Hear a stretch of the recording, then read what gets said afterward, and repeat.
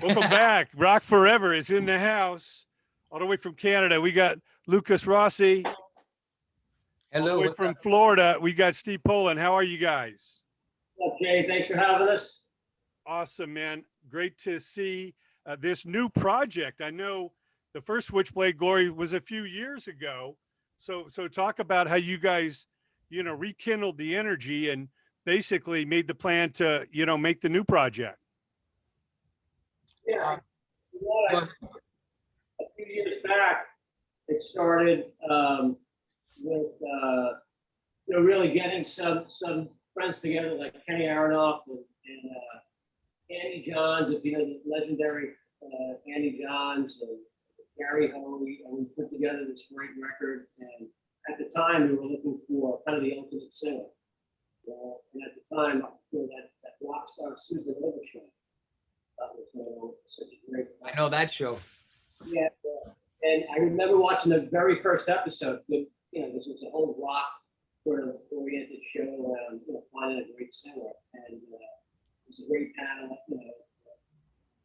Show. And I remember seeing that first episode and watching Lukas and just knew he was going to win. I was a huge fan of just the style, just how distinctive his voice was and how creative he was. So this was after the show, and I sort of brought his name into the mix. And somehow we were lucky enough to get in touch with the management and made a meeting out in Nashville, and it just came together.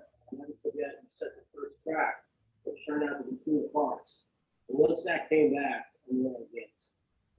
So kind of the rest is history. I mean, Lukas, if you want to kind of talk about where we're at right now for you. He's still cutting out. It sounds all watery. Is that like that on your end? Because he has such a sultry, sweet voice. I want to hear it. Yeah, we're telling him to either get closer to the mic, or I don't know if you got a wired mic, but it does sound a little watery. And I'll try to speak up louder. That's better. Speak now or forever hold your peace. Hold your peace. Did you want me to go back on that, or? No, that's good. Lukas, why don't you take it from there and talk about the history of the project and leading up to the new one? Yeah, dude.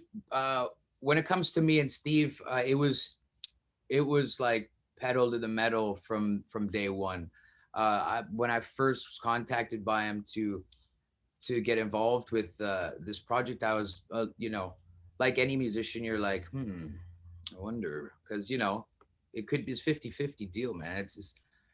It's Vegas, and it right off the rip, dude, it was fantastic. I love his he comes from a very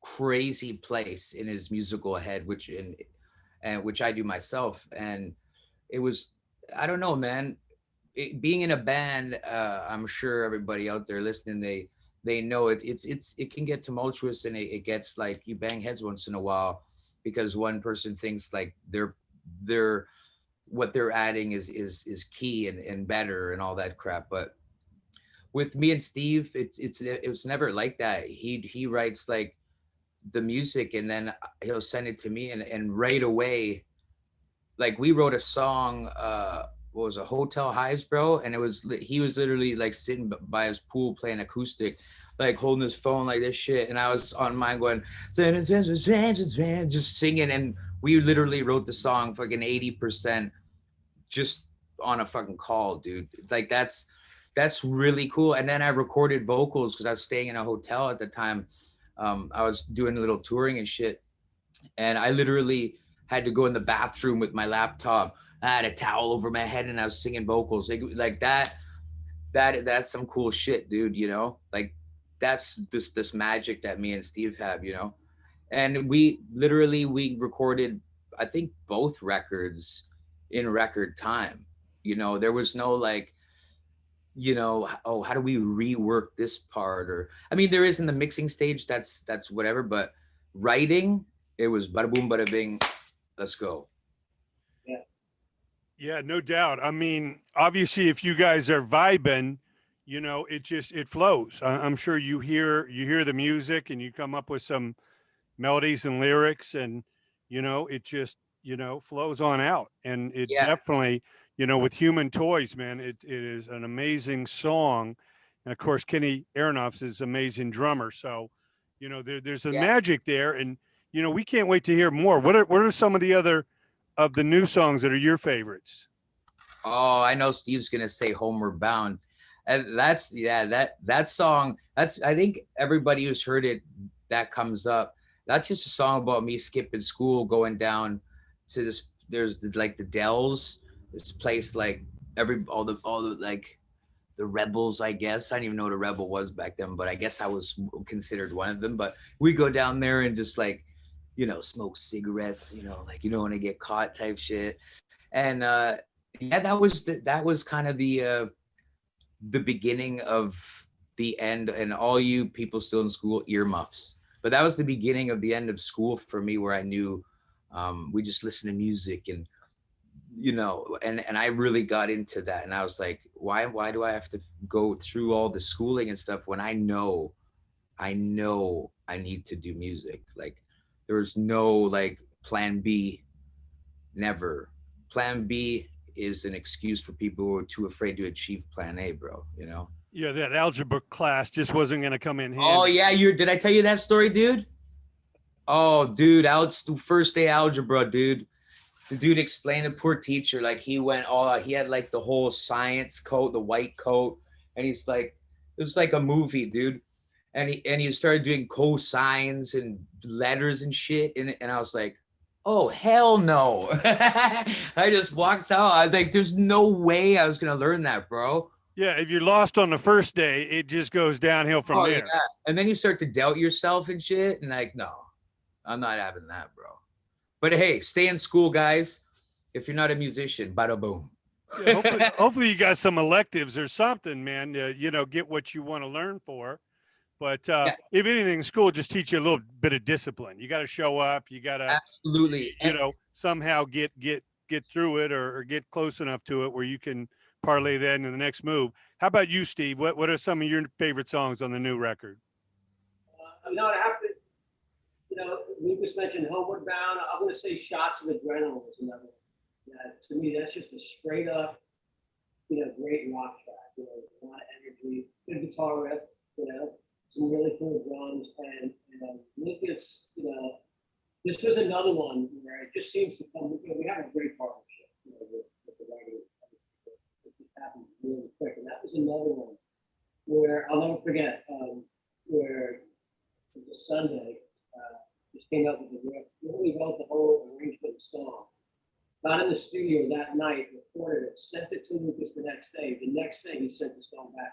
I put the title on it, Shots of Adrenaline, something that I knew was going on. Yeah.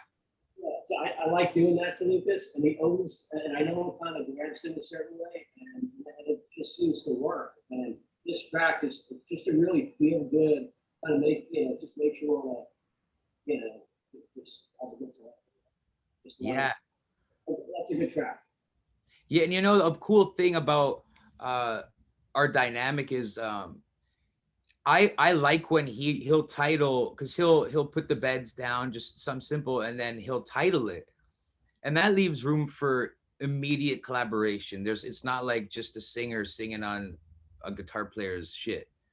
It's like, now I know where his head's at, and I'm like, oh, that's where you want to go, so it's we're already in the same room per se, when we're not, because both these records were done, I mean, we were just sending back and forth, but at the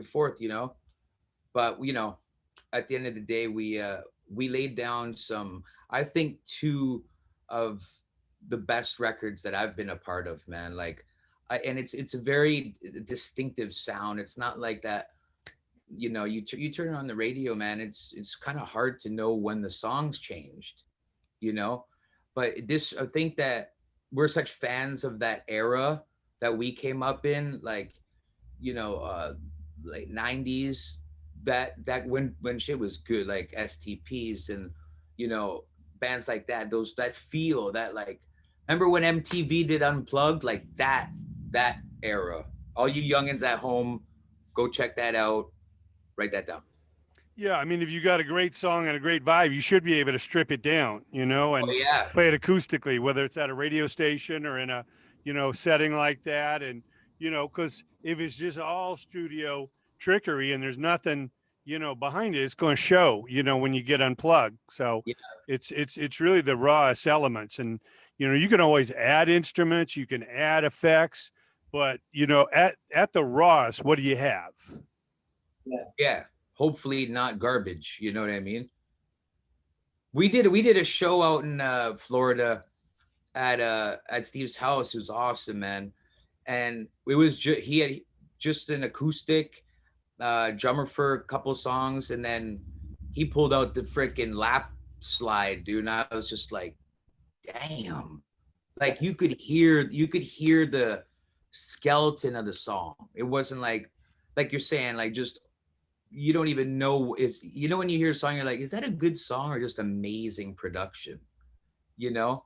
And that could trick your ears, but yeah, when we stripped that down, I was like, damn man, these you could feel why these songs mean something to us. Yeah, without the producer, what is it that you have? Now, Steve, what's the plan? Because I know as everything starts to open up slowly but surely, and of course, I know Florida's more open than not, and I don't know what the Canadian border's looking like these days, but we're all moving towards the vaccination, the level of more and more opportunities. What are you guys' hopes to perform this music live? Well, we're working on that with our team to see where the opportunities are. So we plan on playing some of the things that are more in our control that in the near future would be like a staging. Lukas does that already. Which I don't know if you've seen any of those shows, but great. I'll talk about sort of the stripped down version of just getting in there and playing the song. So we're going to do that. And then more videos to come and just do as much as we can. Promote the record. And just always make new music. That's what it's after. Yeah, when we can, when they let us out of the cage, we'll be off, but for now, like Steve was saying, I'm trying to get him we're going to figure out a way for him to do it or come here. I'll go there, and we do stageit.com, and it's awesome, man. Like it's if you got headphones, it's almost like you're there in the room, but until then it's going to have to do. But like Steve said, we did an interview yesterday, and he was like, there's nothing that ever will compare to that guttural sound when you're sweating and you could feel the bass, the kick drum coming from behind me as I'm singing, and that camaraderie on stage and performing. I mean, music's not just singing or playing guitar, it's performing. Like we're artists, and that's who we are, and that's what we do on a stage. You can't really perform while you're sitting on a couch looking in a fucking camera. Yeah, camera, you. Yeah, I mean, we've all learned to do these virtual things and all that, and that's great, kind of in between, a tour or live. But like you say, we all grew up with the blast of energy and sound in front of us, and the interchange between people. Music is a communal thing. Yeah. Everybody wants to join Yep. in, and yes, sir. even if it's a venue with a certain percent, everybody's taking a little extra step amongst each other. It's just we're dying for it. And I know you guys have just a little imaginary space between you, but hopefully that can happen real soon. Now, what's the best social media? How can people follow Switchblade Glory? On our Instagram, Switchblade Glory. On Facebook, Switchblade Glory. The website, Switchblade Glory. Band. Yeah, that's all. Can't hear you, bro. You're under the water again. Yeah, so hit the website. Can you hear it? I feel like, hey, it's Florida, Yeah. On the beach. SwitchBladeGlory.band, BAND. Okay. Well, that's awesome, man. We can't wait to reconvene with you guys and hear some more. We appreciate you joining us and can't wait, for the next step, man. Thanks so much, Lukas. Thanks, Steve. Anytime, my friend. Thank you so much for having us, Jay. You're awesome. You're We'll be following up. Hell yeah, Thanks, my friend. man.